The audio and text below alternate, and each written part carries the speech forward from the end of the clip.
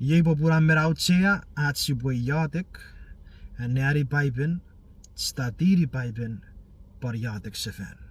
Sering erivet Billy Graham apasa narare If you were to interview. do things over again, would you do it differently?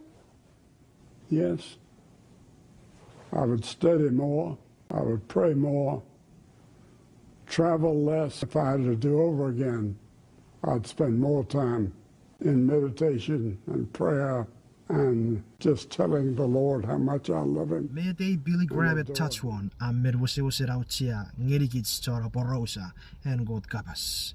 Autian at spend time with the Father in prayer. Usun med Matthew chapter 6 verse 6 apasa. When we step out there and preach his word, we are speaking out of the overflow. Narats spend time with the Father less in prayer. In these great stadiums.